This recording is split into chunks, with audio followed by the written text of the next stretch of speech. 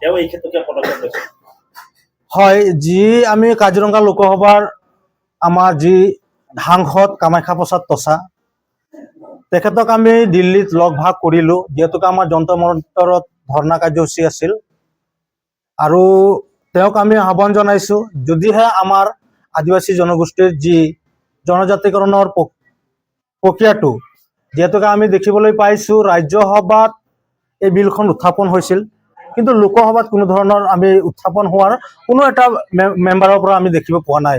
গতিকে আমি আমাৰ জনগোষ্ঠীৰ যিখিনি আমাৰ MP আছে, সাংসদ আছে, তেখেতসকলক আমি সকীয়াই দিছোঁ আৰু আমি স্মাৰক পত্ৰৰ জৰিয়তেও জনাইছোঁ, যদিহে আমাৰ জনজাতিকৰণৰ প্ৰক্ৰিয়াটো যদি তেখেতসকলে উত্থাপন নকৰে, তেনে অনাগত দিনত তেখেতসকলক আমি কিন্তু সাংসদ বা বিধায়কৰ যোগ্য নাৰাখিম।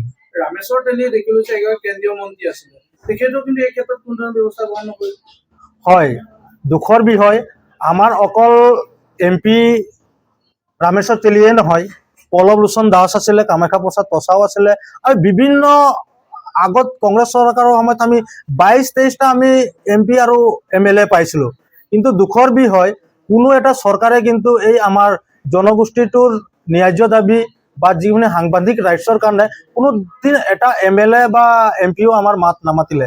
কিন্তু আমি যিহেতুকে এইবাৰ কামাখ্যা প্ৰসাদ তছা আৰু ৰামেশ্বৰ তেলীক তেখেতসকলক আমি আহ্বান জনাইছোঁ বা দাবী জনাইছোঁ, তেখেতসকলক যদি আমাৰ আদিবাসী জনগোষ্ঠীৰ কাৰণে যদি কোনো ধৰণৰ কাম নকৰে, তেন্তে তেখেতসকলক আৰু অনাগত দিনত আমি বিধায়ক কি আমি পঞ্চায়তৰ সভাপতিৰ কাৰণেও আমি সমৰ্থন নকৰোঁ। আৰু ডেভেলপমেণ্ট কাউন্সিলৰ যিসকল বিষয়ববীয়াক লৈ গঠন কৰা হৈছিলে কাউন্সিলটো, তেওঁলোকৰ লগত আপোনালোকৰ যোগাযোগ হৈছিলে?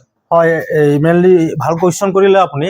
আমি যিহেতুকে আদিবাসী ডেভেলপমেণ্ট কাউন্সিলৰ CM, deputy CM অহিম Hajda, Peter ডাং, দুৰ্গা হাজদা, তেখেতসকলক আমাৰ আদিবাসী ছাত্ৰ সন্থা কেন্দ্ৰীয় সমিতিৰ তৰফৰ পৰা আমি লিখিতভাৱে দিছিলোঁ যে তেখেতসকলে আমাৰ জনগোষ্ঠীৰ কাৰণে কি উন্নয়ন কৰিছে বা আদিবাসী ডেভেলপমেণ্টৰ কাৰণে চৰকাৰে কি ধৰণৰ পুঁজি আবণ্টন কৰিছে, সেইখিনি আমাক ৰাজহুৱা কৰিবৰ কাৰণে আমি আদিবাসী ছাত্ৰ সন্থা হিচাপে আমি স্মাৰক পত্ৰ দিছিলোঁ। কিন্তু তেখেতসকলৰ কোনো ধৰণৰ আওকাণ কৰা নাই। তেখেতসকলে ফেচবুকত খালি আমি দেখিব পাইছোঁ কোচিং বা অন্য ধৰণৰ বেচৰকাৰী অনুষ্ঠান, স্কিল ডেভেলপমেণ্টৰ কিছুমান খালি ফেচবুকতে দেখি পাইছোঁ। কিন্তু আদিবাসী ডেভেলপমেণ্টত যি ধৰণৰ মানে দ্ৰুতগতিত আগুৱাব লাগিছিল, কিন্তু তেনেধৰণৰ কোনো আমি কাম কৰিব দেখা পোৱা নাই। গতিকে আমি ইমানতে গম পাই গৈছোঁ যে তেখেতসকলে নেতৃত্ব দিয়াৰ কাৰণে একেবাৰে ব্যৰ্থ হৈছে। তেখেতসকলে পদত্যাগ কৰিব লাগে আৰু নতুন আমাৰ আদিবাসী ডেভেলপমেণ্ট কাউন্সিলত আমি নতুনকৈ যাতে গঠন কৰিব পাৰোঁ তাৰ কাৰণে আমি ব্যৱস্থা কৰিব লাগে। আৰু অসমৰ আদিবাসীসকলক আমি সকলোকে আহ্বান জনাইছোঁ যে আদিবাসী ৱেলফেয়াৰ এণ্ড ডেভেলপমেণ্ট কাউন্সিলটো আদিবাসী জনগোষ্ঠীৰ কাৰণে হৈছে আৰু আশাই সদায় এই জনগোষ্ঠীৰ কাৰণে মাত মাতি আছে। আৰু ডেভেলপমেণ্ট কাউন্সিলৰ কাৰণে 1996 চনৰ পৰা এই আদিবাসী উন্নয়নৰ কাৰণে বা ডেভেলপমেণ্ট কাউন্সিলৰ কাৰণে গঠন কৰি দিবৰ কাৰণে আমি অসম চৰকাৰ তথা ভাৰত চৰকাৰক আমি দাবী জনাই আহিছিলোঁ।